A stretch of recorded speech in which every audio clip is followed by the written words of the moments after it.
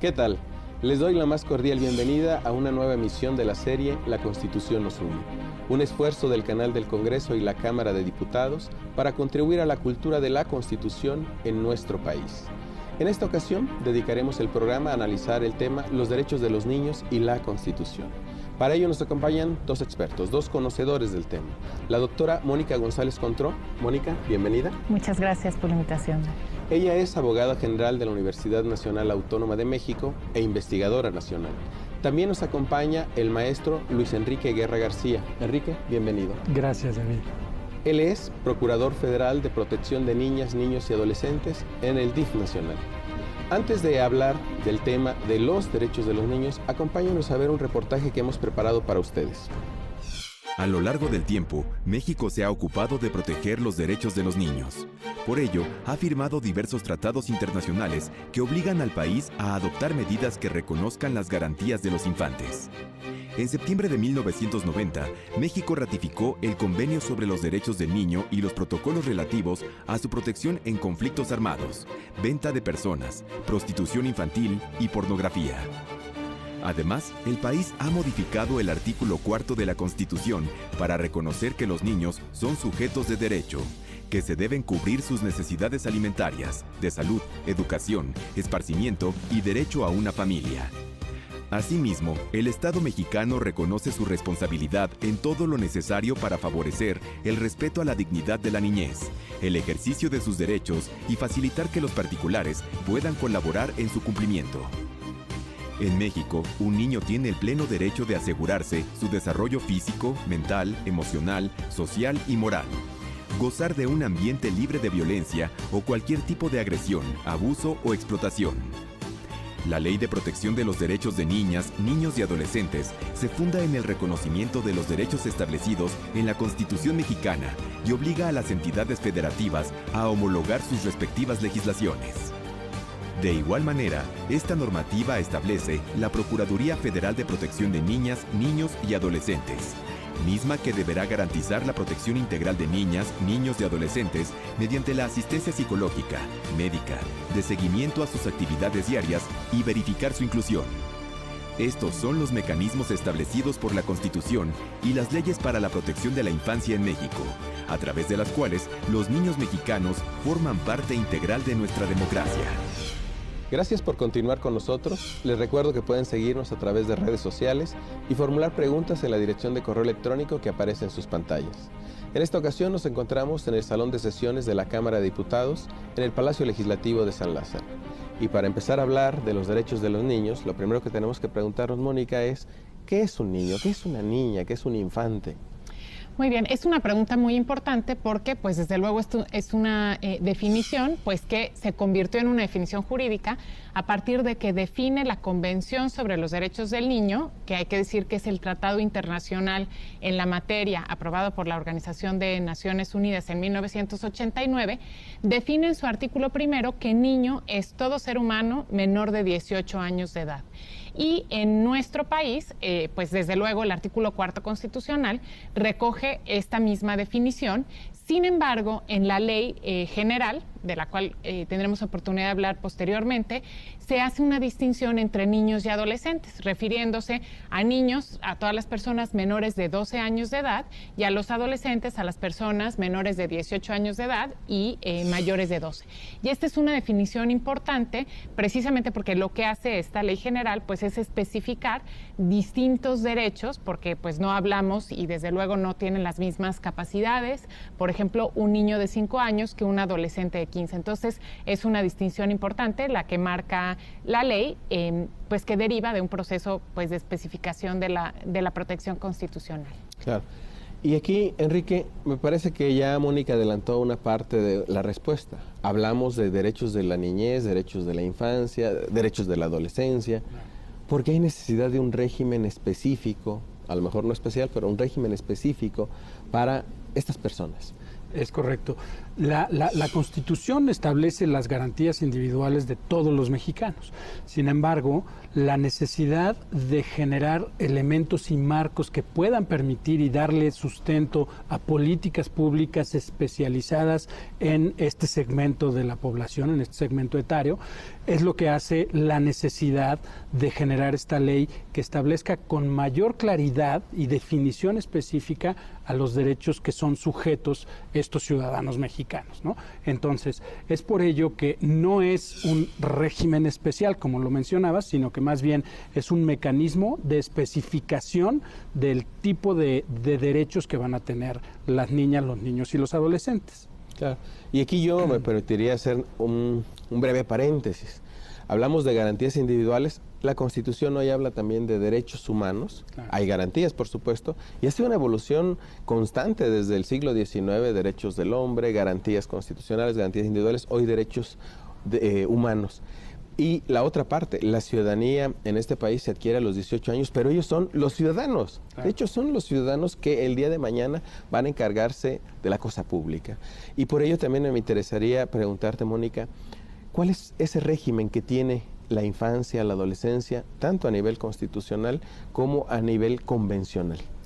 Muy bien, lo que tocas un tema muy, muy importante, que es el tema de la ciudadanía. Y creo que justamente los derechos de los niños nos obligan a ampliar nuestra visión de la ciudadanía, porque hay una visión jurídica que está en la Constitución, que tiene que ver con los derechos políticos, estrictamente con el derecho al voto activo y pasiva, pero la ciudadanía es mucho más que eso, es la participación en una sociedad, ¿sí? En una comunidad, y desde luego niñas y niños tienen esto, y esto es justamente lo que pretende recoger la Convención sobre los Derechos del Niño, que, como decíamos, fue firmada, aprobada en 1989 y ratificada por México al año siguiente. ¿Qué sucede después de este proceso que se dio en el ámbito internacional? México empieza pues un proceso de discusión que culmina hasta el 2000, y en 2000 se reforma la Constitución mexicana y en particular hace referencia a este tratado internacional, digamos, en cuanto a contenido, no menciona específicamente la convención, el artículo 4 constitucional, que por primera vez en la historia constitucional de nuestro país incorpora el término niñas y niños en nuestra Constitución. Y el artículo 4 tiene 2 párrafos que reconocen derechos específicos a niñas y niños.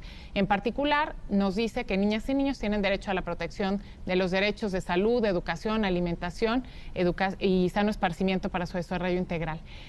Entonces, a partir del 2000 tenemos este régimen constitucional, pero vuelve a haber un punto de inflexión muy importante en 2011 con la reforma en materia de derechos humanos, que justamente reforma el artículo 1 constitucional y que menciona que todas las personas en los Estados Unidos mexicanos gozarán de los derechos reconocidos en la Constitución y en los tratados internacionales. De tal manera que esa protección, digamos, modesta desde mi perspectiva, que habíamos incorporado en el artículo 4 en 2000, se robustece con la incorporación de todo el contenido de la Convención sobre los Derechos del Niño, que tiene 54 artículos que protegen todo tipo de derechos, y que con esta reforma al artículo 1 se incorpora la protección constitucional, pues una serie amplísima de derechos más allá del artículo 4 constitucional.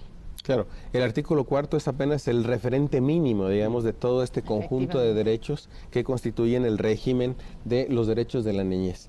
Enrique, cuando hablamos de estos derechos de la niñez en el ámbito institucional del gobierno mexicano o del Estado mexicano, si lo queremos ver en esa tesitura, hablamos siempre del DIF. ¿Qué es el DIF y cuál es su relación con estos derechos? Es correcto, sí, de hecho, el origen para la atención hacia las niñas, niños y adolescentes, que entonces nos referíamos a este segmento de la población como menores de edad, y eso es prácticamente lo que hacen estas reformas que modifican esta concepción, es decir, ya no son menores de edad, sino ya son niñas, niños y adolescentes en los rangos de edad que estableció muy bien Mónica al principio. Entonces, el DIF ha sido, por historia, encargado de los mecanismos de asistencia social para proteger a este segmento de la población, porque después, digamos, platicándolo cronológicamente a lo que nos explicaba hace un momento Mónica, en 2014, después de estas modificaciones constitucionales que se hacen en 2011, viene un proyecto de reforma que se presenta ante el Congreso de la Unión como iniciativa preferente del presidente Enrique Peña, y es el proyecto de Ley General de Derechos de Niñas, Niños y Adolescentes, en donde se hace esta descripción específica de lo que te platicaba hace un momento sobre los derechos de los niños. Y entonces se establecen en ella, se enuncian 20 derechos fundamentales que tienen las niñas, niños y adolescentes, y estos 20, que son solamente enunciativos, establecen la protección general para el sano desarrollo, salud, educación, el derecho a la identidad, el derecho a la no discriminación, el derecho a que haya políticas públicas que permitan y que promuevan su sano desarrollo y esparcimiento, el derecho al deporte, etcétera. Son 20, pero son solamente enunciativos. Entonces, oye, Enrique, y ahí ahorita que mencionas esto de una gama amplia de derechos, ello también implica que no es solamente el DIF, sino que hay otras instituciones. Es correcto. Sobre esto hablaremos después de una pausa. En México, durante 2016, había 39.2 millones de niños, niñas y adolescentes.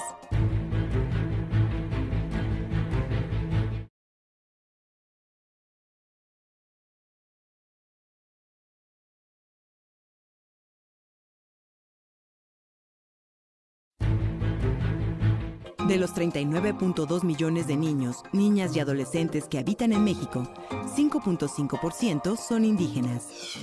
Gracias por continuar con nosotros. Les recuerdo que pueden seguirnos en redes sociales y formular preguntas en la dirección de correo electrónico que aparece en sus pantallas.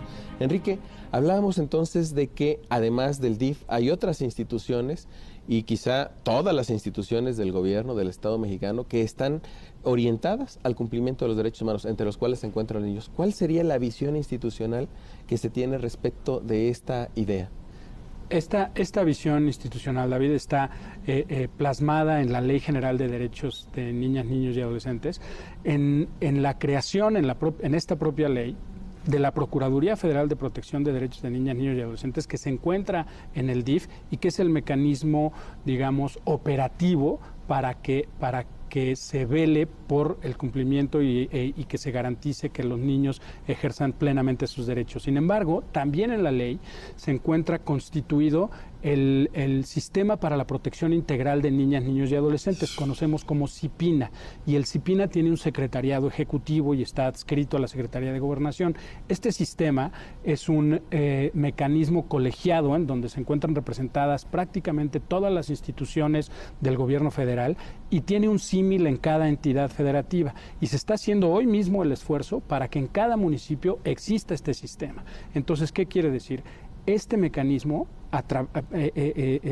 resuelto por la ley, establece, digamos, la mesa en donde las diferentes dependencias tienen que poner al centro del desarrollo y de la integración de sus políticas públicas esta visión de garantizar los derechos a este sector de la población, a las niñas, niños y adolescentes. Entonces, ya no es nada más el DIF quien se ocupa de ser garante de que los niños, niños y adolescentes ejerzan sus derechos a plenitud, sino que hoy, por establecimiento en la ley, son todas las dependencias las que tienen que buscar las maneras y los mecanismos de hacer efectivo este ejercicio de derechos. Claro, y seguramente algunas personas de nuestro auditorio que nos están viendo recordarán que antes del DIF había otras instituciones. El Instituto de Protección a la Infancia, de acuerdo, era representativo de los esfuerzos que hacía el gobierno mexicano antes de toda esta reforma, no solamente constitucional, sino especialmente legal, a favor de los derechos de la infancia.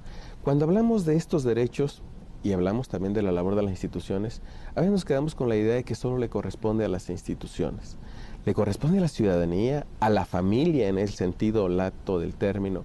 ¿Le corresponde a la familia también algo dentro de este régimen de derechos, Mónica? Por supuesto, y aquí es muy importante entender, precisamente en la misma línea que decía Enrique, una distinción que se hace a nivel teórico, que ha ocurrido en todos los países, entre lo que es la protección general y la protección especial, para entender la importancia de este sistema que formó la ley, que está presidido por el presidente de la República y que tiene dependencia de los tres poderes, y que representación, perdón, de los tres poderes, y que además pues está el secretario de Hacienda, el secretario de Salud. Entonces, este sistema que efectivamente tiene esta Secretaría Ejecutiva, se encarga de lo que entendemos los niñólogos por protección general, es decir, las políticas dirigidas a todas las niñas, niños y adolescentes, ¿no? Entonces, la garantía de todos los derechos de todos los niños. Y la Procuraduría se encarga de algo muy importante, que es la protección especial, de la protección de los niños que han visto vulnerados sus derechos y que requieren de una defensa jurídica y de una protección específica porque han visto vulnerados sus derechos. ¿Por qué es importante esta distinción? Porque justamente hasta antes de la Convención sobre los Derechos del Niño y las reformas constitucionales, no había realmente una ley dirigida a la infancia, ¿sí? Teníamos nosotros que únicamente pues el niño entraba, por así decirlo, en contacto con el sistema jurídico cuando estaba en una situación de vulneración de sus derechos o una situación, por ejemplo, de haber infringido la ley penal o de estar en un juicio familiar. Pero más allá no tenía mecanismos de garantía de sus derechos, y esto es lo que viene precisamente a cambiar y la gran reforma que implica esta ley.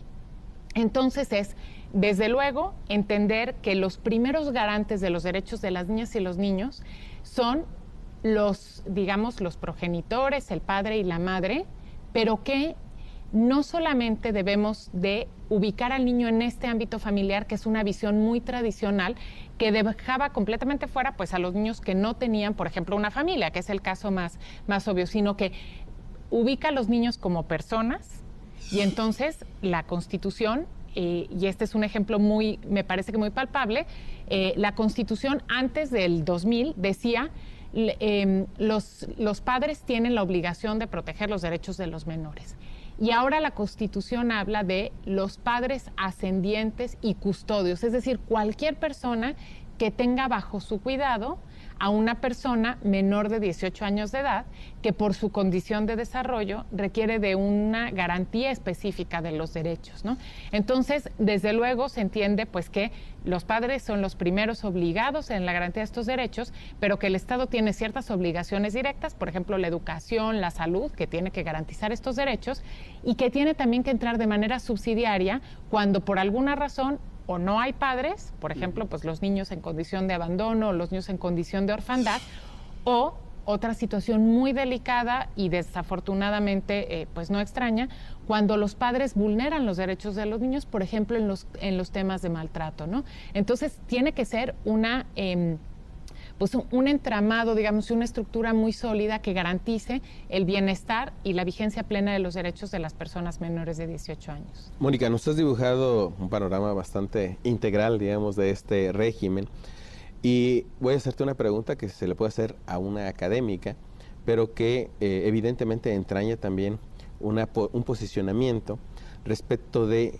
las políticas públicas. En la actualidad, dado los datos que tenemos, por ejemplo, del Coneval respecto de la pobreza en el país y sobre todo de los derechos, ¿sí?, que tienen que ver con toda esta ciudadanía y con toda esta población, en ocasiones en situaciones desfavorables, el presupuesto que actualmente se otorga en el ámbito federal, en el ámbito estatal también puede ser, a los derechos de la niñez, ¿es suficiente? Me interesa la respuesta, pero bueno, vamos a pensarla y vamos a continuar después de esta pausa. En México, 2 de cada 10 niños y niñas menores de 5 años que viven en zonas rurales presentan desnutrición crónica.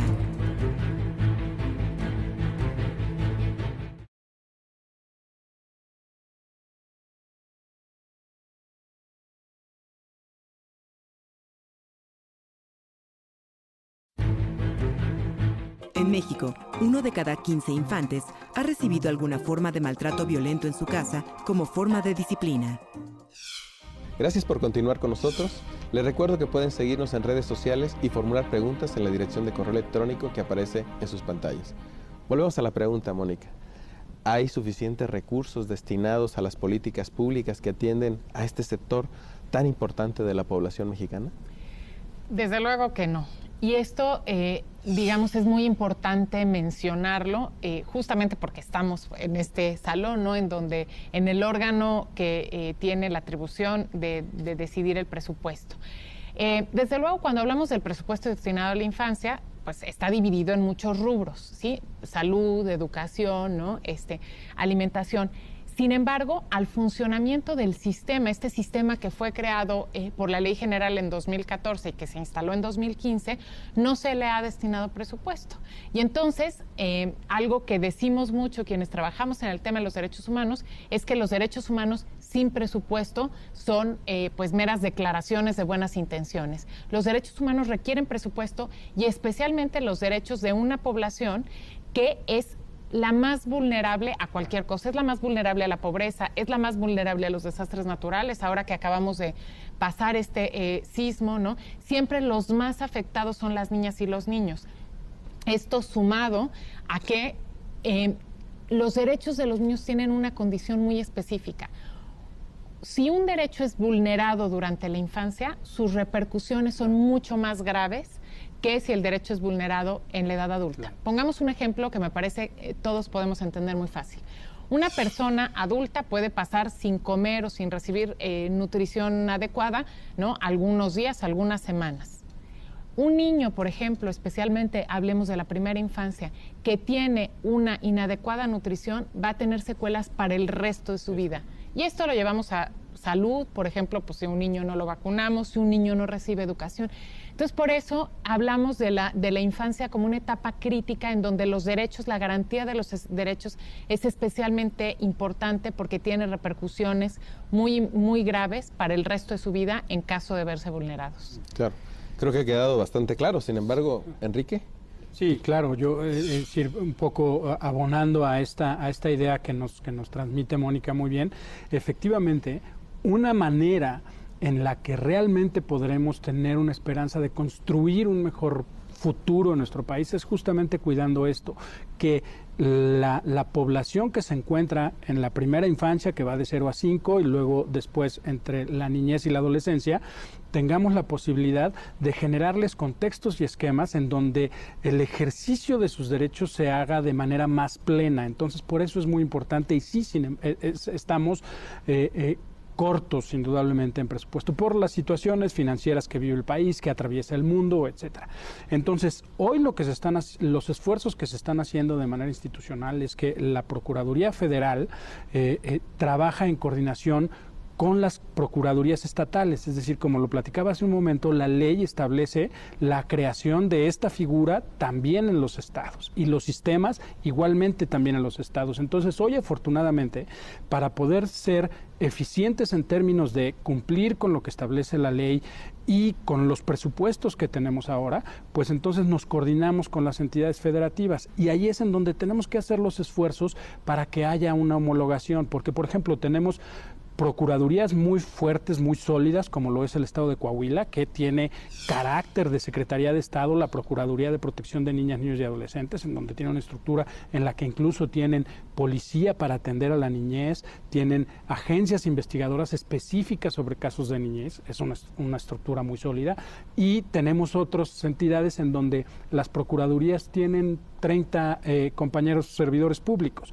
Entonces, por supuesto que no podemos pensar que rápidamente tendremos todas las procuradurías como secretarías de Estado, pero sí irlas fortaleciendo poco a poco y como lo decía Mónica, es muy importante que aquí en este salón se sensibilice esta condición para que los presupuestos empiecen a tener una orientación en ese sentido. Es evidente que esa coordinación entre las entidades del poder público y las familias, la sociedad, es necesaria para generar también los ciudadanos que van a encargarse de la cosa pública en el futuro. Se nos está acabando el tiempo, me gustaría un mensaje por parte de cada uno de ustedes para nuestro auditorio, un mensaje breve que quizás sintetice esa preocupación que les anima. Pues a mí me gustaría poner un énfasis en dos ideas fundamentales. La primera tiene que ver con nuestra propia percepción sobre la infancia y es decir, hoy en día tenemos las habilidades para saber que los niños son titulares de derechos, que se puede educar sin violencia y que la no violencia no significa falta de disciplina. Entonces, es necesario como sociedad ir caminando hacia allá. Y la segunda, que en un contexto, además, que estamos viviendo muy interesante a raíz de los desastres naturales que han aquejado a nuestro país, de discusión de las prioridades nacionales en relación con el presupuesto, mandar el mensaje de que la infancia debe ser una prioridad, ¿no? Y debe de estar presente en la agenda nacional, ahora que estamos viendo pues que el financiamiento a los partidos políticos es excesivo, que nuestro sistema electoral que priorizamos en un momento dado quizá ya tiene la madurez para poder destinar esos recursos a otros fines más necesarios y más urgentes. Quisiera yo poner a la infancia pues en el centro, ¿no? Y que como sociedad podamos exigir que los derechos de niñas, niños y adolescentes estén en el centro de la agenda pública como un tema de urgencia nacional. Muchas gracias, Mónica. Enrique. Muchas gracias, David. Pues mira, sí, resumir que efectivamente la posibilidad de que podamos estar en condiciones de generar un mejor desarrollo en nuestro país es justamente dedicarnos hacia qué hacemos todos juntos para proteger y consolidar la posibilidad de que las niñas, los niños y los adolescentes mexicanos tengan la posibilidad de vivir en un esquema de ejercicio pleno de derechos. Entonces, yo creo que es muy importante que la población en general, que ha mostrado su convicción a la participación y su convicción por estas situaciones que hemos vivido últimamente a estar cerca y de la mano uno con otro, pues también que hagamos un esfuerzo por conocer la estructura jurídica que tenemos para resolver esta situación. Entonces, la Ley General de Derechos de Niñas, Niños y Adolescentes está a la mano de todos. Hoy todo el mundo trae su teléfono inteligente en el que puede acceder a información, que veamos qué es lo que tenemos que hacer, porque además la misma ley lo establece, que toda aquella persona que conozca de la vulneración de derechos a una niña, niño y adolescente está obligada a dar parte a las autoridades que corresponden, ya sea por una cuestión que tenga que ver con mecanismos de asistencia social, al DIF y a la Procuraduría, o ya sea por cuestiones en donde se tenga que acudir a autoridades ministeriales y de otro tipo. Entonces, es muy importante que conozcamos nuestra ley para que así podamos hacer efectivo el ejercicio de los derechos de niñas, niños y adolescentes. Muchas gracias, Enrique. Se nos ha terminado el tiempo. No me resta sino agradecer a los invitados a este programa, su colaboración y, por supuesto, a usted el favor de su atención. Antes de concluir el programa, la pregunta de siempre. ¿Qué tanto sabe de su Constitución? El reto de quienes participamos en este programa, su reto es que lo sepa todo. Hasta pronto.